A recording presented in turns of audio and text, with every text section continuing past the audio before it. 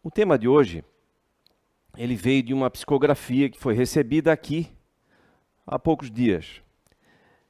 Essa psicografia, com o título Julgamentos da Alma, ela nos traz algumas reflexões importantes e nos chama a atenção para algumas diferenças que temos, para que a gente possa compreender melhor o porquê dessas diferenças e entender que somos sim diferentes, mas temos muito mais semelhanças do que diferenças. O intuito desse tema e do desenvolvimento desse tema aqui na palestra é justamente dar ferramentas, dar condições para que a gente possa diminuir essas diferenças ou a importância delas no nosso dia a dia. E eu vou ler aqui um trecho dessa psicografia, que nós já vamos compreender melhor aqui. Julgamentos da alma. Todos que estão aqui nesse planeta já nasceram com certas forças ou habilidades para enfrentar toda a sua programação reencarnatória da melhor forma possível. Dependendo do que escolhemos, ou dependendo do que escolhermos passar ou viver na reencarnação, as nossas habilidades nos ajudam a como nos portar diante dos nossos trabalhos, dificuldades e interações interpessoais com nossas famílias e amigos.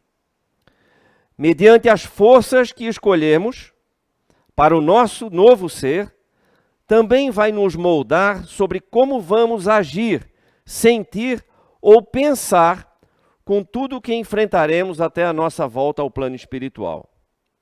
Agir, sentir e pensar. Já vamos voltar aqui.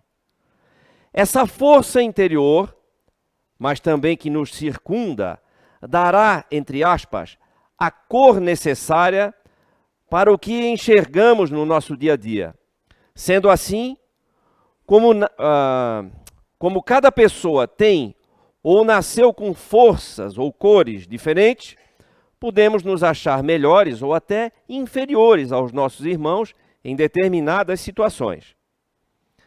Essas percepções vêm do nosso espírito, da nossa alma, porque nessa vida podemos estar enxergando azul, entre aspas, porque escolhemos antes de voltarmos à vida material. E no corpo encarnado não temos mais essa percepção. E muitas vezes o questionamento pode surgir: por que vejo azul e meu irmão me contraria dizendo que é amarelo? Os julgamentos e preconceitos com nossos irmãos muitas vezes vêm dessas dúvidas de por que somos tão iguais e pensam tão diferentes de mim? Por que não concordam comigo? Muitas vezes essas forças com as quais nascemos também servem para domar o nosso eu do passado, o chamado homem velho. Talvez em um passado distante, ou não aproveitamos e não soubemos utilizar as forças e dádivas nos dadas com sabedoria e acabamos perdendo toda uma vida por orgulhos ou más tendências a que nos deixamos levar. Por isso, nascemos novamente em corpos diferentes, com diferentes forças, para que não cometamos os mesmos erros novamente e passamos a seguir a nossa evolução com mais cautela. Segue a psicografia, mas ela toca num ponto aqui muito interessante. Alguns estudos, algumas teorias, como astrologia, como eneagrama, enfim, várias outras teorias, tentam mostrar que nós temos algo que nos direciona o pensar, que nos direciona o agir, que nos direciona o sentir, como se fosse uma forma psíquica. A cada encarnação, a cada nova encarnação, nós nascemos com uma forma diferente. Existe uma ferramenta que alguns de nós aqui conhecem, mas não vem ao caso aqui detalhar, chama-se inteligências naturais, que ela exemplifica bem claramente isso e separa em três forças, em 3 potências, vamos dizer assim, né? Ou em 3 inteligências, que são ativa, racional e emocional. Vamos torcer para que chegue aqui no final. Dá para ler? Mal e mal, né? Bom,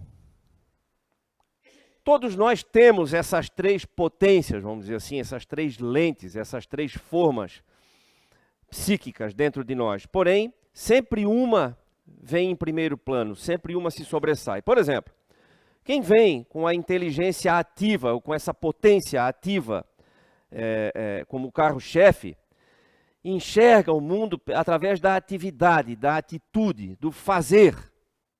Né? Aqui ele fala fazer, agir, sentir ou pensar. Agir, sentir ou pensar.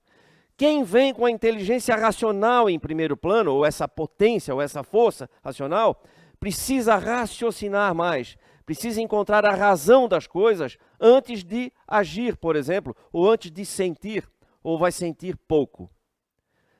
Muitos são considerados até mais frios. Por quê?